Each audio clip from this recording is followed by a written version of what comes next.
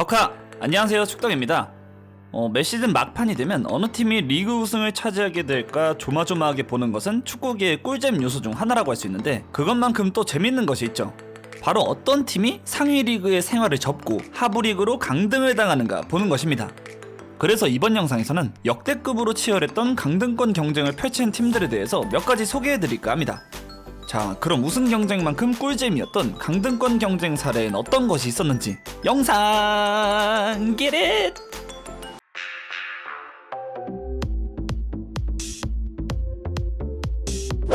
현재 잉글랜드 4부 리그인 리그2에 속해 있는 칼라일 유나이티드는 98-99 시즌에도 리그2, 당시 이름으로 풋볼 리그 디비전 3라는 이름의 4부 리그에 속해 있는 팀이었습니다.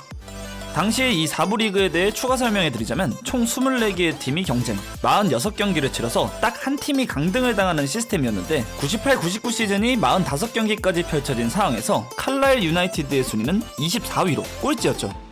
그리고 칼라일과 강등 경쟁을 펼치던 팀은 23위 스카버러 FC로 두 팀의 승점은 단 1점 차이였습니다. 그러니까 마지막 한 경기를 통해 강등팀이 결정되는 것이었는데, 스카버러는 마지막 경기에서 1대1 무승부를 기록, 승점 48점이 됐고 칼라일은 무조건적인 승리가 필요한 상황이 만들어졌습니다. 하지만 칼라일은 마지막 경기가 추가 시간 10초 정도가 남은 상황까지 1대1 무승부를 기록하고 있었는데, 이 10초 남은 상황에서 칼라일의 지미 글래스라는 선수가 극적인 득점을 만들어냅니다. 거기에 더 극적이었던 것은 이 지미 글래스가 골키퍼였기 때문이었죠. 골키퍼가 만들어낸 극적인 잔류 득점, 골키퍼가 넣었다니까 이번 시즌 알리송이 생각나네요. 게다가 더 웃겼던 점은 이 지미 글래스는 시즌 막판 임대로 팀에 합류한 선수였고 딱 3경기를 소화했는데 그중 하나가 팀을 잔류시킨 경기로 남게 됐습니다. 04-05 시즌 프리미어리그에서는 37라운드까지 강등팀이 단 한 팀도 결정되지 않는 처절한 경쟁이 진행 중이었습니다. 이 처절한 경쟁을 펼치던 팀은 17위 노리치, 18위 사우샘튼, 19위 크리스탈 팰리스, 그리고 꼴찌 웨스트브롬 4팀이었죠. 꼴찌 웨스트브롬과 17위 노리치까지의 승점 차이는 단 2점, 마지막 한 경기로 강등의 불운을 겪는 3팀이 한 번에 결정되는 상황이었습니다. 그리고 이들의 상대는 이렇게 4팀, 상대에 따라 다르긴 하겠지만 가장 불리했던 것은 당연 웨스트브롬이라고 할 수 있었는데, 웨스트브롬은 득실도 마이너스 27점으로 불리한 상황이었던 터라 무조건 승리를 거두고 다른 팀들의 상황을 지켜봐야만 했죠. 그런데 웨스트브롬의 간절함이 닿았는지 웨스트브롬을 제외한 3팀은 모두 승리를 거두지 못했고, 웨스트브롬은 포츠머스를 상대로 2대0 승리를 기록, 꼴찌였지만 17위로 올라가면서 기적적으로 강등을 피할 수 있었습니다. 거기에 웨스트브롬은 마지막 38라운드 전까지 6경기에서 4무 2패로 불안한 모습을 보이고 있었지만 인생 한 방으로 챔피언십을 피할 수 있었네요. 15-16 시즌 세리에 B 소속이었던 크로토네는 구단 역사상 처음으로 1부 리그 승격에 성공, 16-17 시즌 꿈같은 1부 리그 시즌을 시작하게 됩니다. 하지만 자고로 1부 리그란 만만치 않은 법, 리그 첫 2경기를 연패로 기록하면서 불안한 시작을 알린 크로토네는 리그 29라운드까지 3승 5무 21패를 기록, 리그 후반까지 19위에 랭크돼 있었고 잔류순위인 17위와는 승점 8점의 차이를 기록하고 있었습니다. 물론 크로토네에게는 9경기나 남은 상황이긴 했지만, 그래도 어느 누가 구단 역사상 처음으로 1부 리그에 합류한 팀의 반전을 예상했을까요?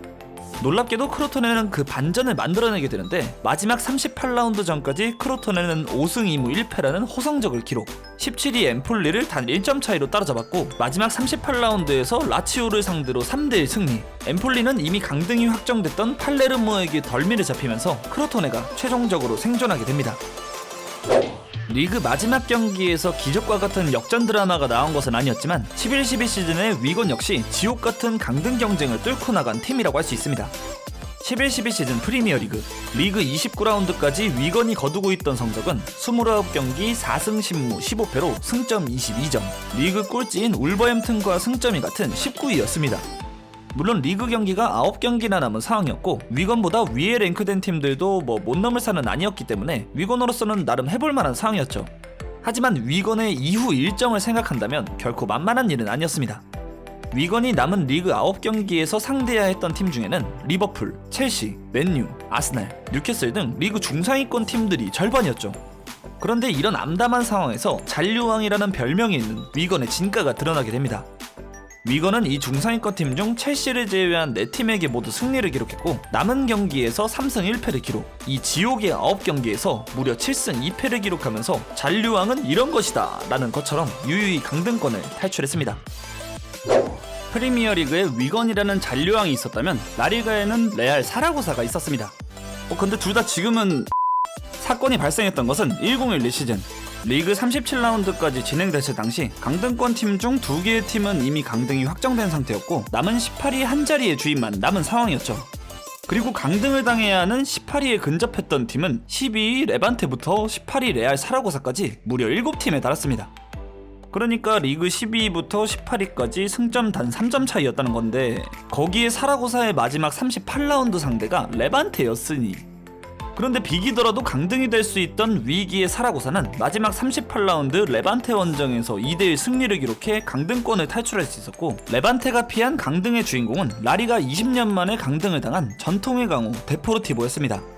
또한 사라고사는 한 번의 기적으로는 부족했는지 그 다음 11-12 시즌에서도 37라운드까지 18위로 강등권이었지만 또 한 번 마지막 경기에서 승리, 이번엔 또 다른 라리가 전통의 강호인 비아레알을 2부 리그로 보내버렸습니다.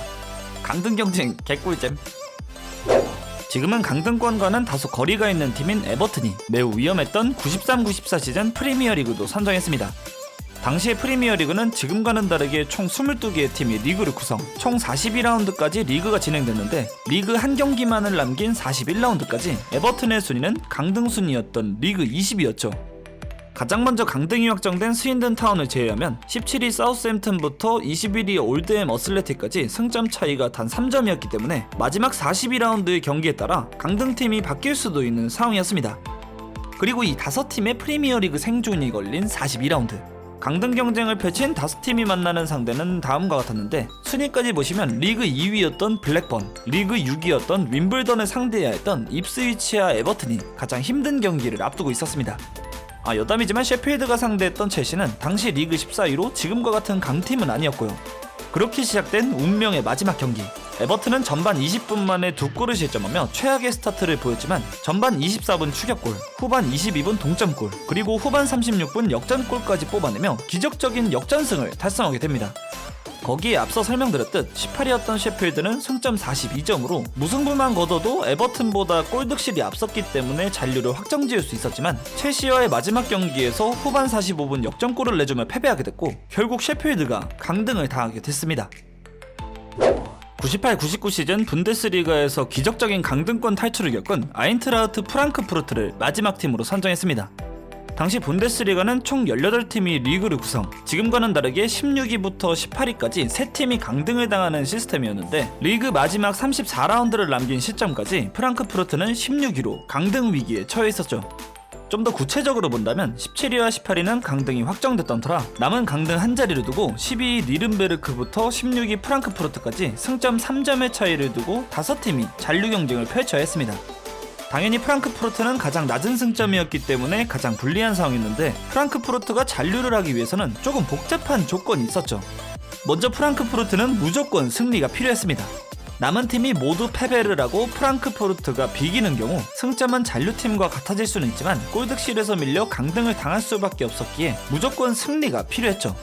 그리고 프랑크푸르트가 승리하더라도 경쟁팀들 역시 승리한다면 강등, 골득실도 프랑크푸르트가 가장 밀렸기 때문에 이기더라도 큰 점수차의 승리가 필요한 상황이었습니다.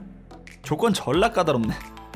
되게 복잡한 상황이긴 한데 더 절망적이었던 것은 큰 점수차의 승리가 필요했던 프랑크푸르트의 마지막 상대가 직전 시즌 리그 우승팀이었던 카이저슬라우테른이었기 때문이었습니다. 샤발. 그렇게 펼쳐진 분데스리가 마지막 34라운드 프랑크푸르트는 카이저슬라우테른을 상대로 승리를 거두며 가장 우선돼야 할 조건을 완성했고 경쟁팀 4팀 중 3팀이 승리를 하긴 했지만 니른베르크가 패하면서 프랑크푸르트와 승점 동률을 이루게 됐죠. 더 기적적이었던 것은 프랑크푸르트가 카이저슬라우테른을 상대로 무려 5대1로 대승을 거두면서 밀리던 골득실까지 동률을 이루게 됐고 그 다음으로 순위를 결정하는 요인인 다득점에서 프랑크푸르트가 니른베르크를 앞서면서 기적적인 잔류가 완성되게 됩니다. 와, 근데 강등을 당한 니른베르크 입장에서는 홀리. 지금까지 역대급 꿀잼을 보여준 강등권 경쟁 7가지에 대해 알아봤습니다. 해당 팀 팬들의 입장에서는 어딘가 쪼그라들 것 같은 아주 쫄깃해지는 순간이었겠지만 구경하는 타팀 팬들에겐 아주 그냥 꿀잼이었습니다. 영상 재밌게 보셨다면 구독과 댓글 부탁드립니다.